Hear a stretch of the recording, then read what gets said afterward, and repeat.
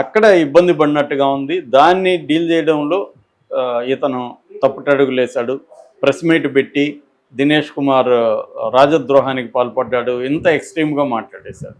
అదేంటంటే నువ్వు ఒక చిన్న సంస్థకి చైర్మన్వి, నువ్వేంటి మా ఐఏఎస్ ఆఫీసర్ని ఇలా మాట్లాడతావు అనేది ఐఏఎస్ సంఘానికి కోపం వచ్చింది. ఎప్పుడైనా కోపం కూడా ఎవరి మీద వస్తుంది? మనకంటే బలహీనల మీద. బలవంతుల మీద మనకు కోపం రాదు ఎప్పుడు. కానీ కోపం వస్తే మనకి నష్టం కదా. అందుకని మనం బలహీనల మీద మనం కోపం చూపిస్తున్నాం. అందుకని శ్రీశ్రీ బానిసకు ఒక బానిస అంటాడు.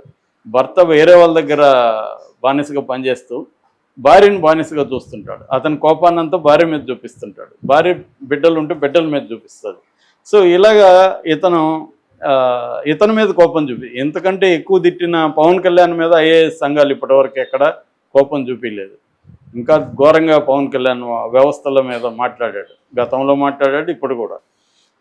అలాగా వాళ్ళు మాట్లాడడం చంద్రబాబుకి ఇదంతా చికాకుగా అనిపించింది. వీడికి ఏదో పదవి ఇస్తే మంచిగా ఉండకుండా ఈ న్యూసెన్స్ ఏంటి అనేది ఆయనకు అనిపించింది. రెండోది, దీని వెనక లోకేష్ ఉన్నాడు. సో లోకేష్ నిజంగా సీఎం ఇవాళ. డిఫాక్టో సీఎం ఎవరంటే లోకేష్, చంద్రబాబు కాదు. కాబట్టి ఇవన్నీ ఇతను అర్థం చేసుకొని ఉండాలి. అర్థం చేసుకోలేదు. కాబట్టి తన రిజగ్నేషన్ని వీళ్ళే అడిగినట్టుగా అంటున్నారు. మొత్తాన్ని చేశారు. అయితే ఇది ఏమైంది, తెలుగుదేశం క్యాడర్లో, తెలుగుదేశం పార్టీలో ఆల్రెడీ ఈ ప్రభుత్వ ఫంక్షన్ మీద కొంత అసంతృప్తి ఉంది. అది ఇంకా పెరిగింది.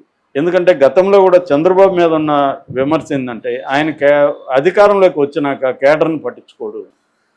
అది అందరూ చేసే పని. ఇంకా జగన్ అయితే ఇంకా ఘోరం. అసలు కేడర్ని, లీడర్లని వదిలేశాడు, పక్కన పెట్టేశాడు. నేను ప్రజలే అన్నట్టుగా వెళ్ళిపోయాడు. కనీసం చంద్రబాబు ఎమ్మెల్యేలకి తినండ్రా మీ ఇష్టం వచ్చినట్టని ఫ్రీడమ్ ఇచ్చాడు. జగన్ అది కూడా లేదు. అది కొంతమంది తనకు దగ్గరగా ఉన్న పెద్దిరెడ్డి లాంటి వాళ్ళే తిన్నారు తప్ప ఎమ్మెల్యేలు అందరూ కూడా తినే పరిస్థితి వైసీపీలో లేదు. ఇక్కడ జరుగుతుంది డెమోక్రటైజేషన్ ఆ విషయంలో. సో అలాగా ఇప్పుడు వ్యతిరేకత తీవ్రంగా వచ్చింది ఈ సోషల్ మీడియాలో.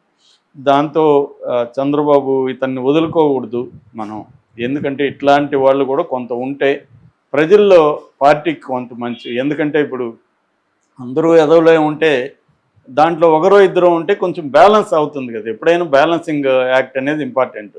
సో అందుకని చంద్రబాబు ఇతనికి ఎమ్మెల్సీ ఇస్తాడు అని ఒక వార్త వచ్చింది. అది నిజమా కాదా అనేది తెలియదు.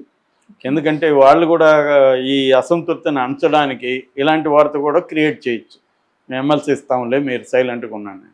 సో ఆ వ్యతిరేకతని తగ్గించడం కోసం చెప్తున్నారా, లేకపోతే నిజంగానే జీవి రెడ్డికి ఏదైనా ఇస్తారా? ఎందుకంటే అతను పార్టీకి కూడా రిజైన్ చేశాడు, ప్రాథమిక సభ్యత్వానికి కూడా రిజైన్ చేశాడు.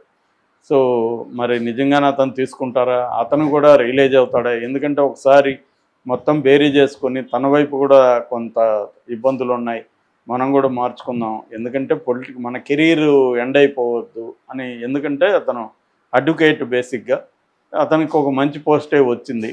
దీన్ని జాగ్రత్తగా బ్యాలెన్స్ చేసుకుంటే తనకి ఇప్పుడు మంచి పబ్లిసిటీ వచ్చింది. జీవిరెడ్డి ఎవరో తెలియని వాళ్ళకి అందరికీ ఇవాళ తెలిసింది. పైగా అతని పట్ల పాజిటివ్ పబ్లిసిటీ, ఇంత పాజిటివ్ పబ్లిసిటీ రావడం కష్టం కూడా. అది వచ్చింది కాబట్టి ఇప్పుడు అతన్ని పార్టీలో మంచి పోస్ట్ ఇస్తే మాత్రం మంచి పని చేసినట్టుగానే చంద్రబాబు. ఎందుకంటే ఏదేమైనా జీవిరెడ్డి కొన్ని ఇబ్బందులున్నా, జీవిరెడ్డి లాంటి సిన్సియర్ హానెస్ట్ కేడర్ నాయకులు దొరకడం చంద్రబాబు కూడా కష్టమే. అలాంటి వాళ్ళు ఉండడం అవసరం. బ్యాలెన్స్ చేసేవాళ్ళు కావాలి.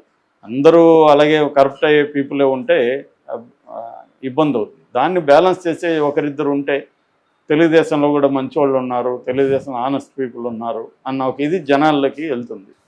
మరి ఏం చేస్తాడని చూడాలి.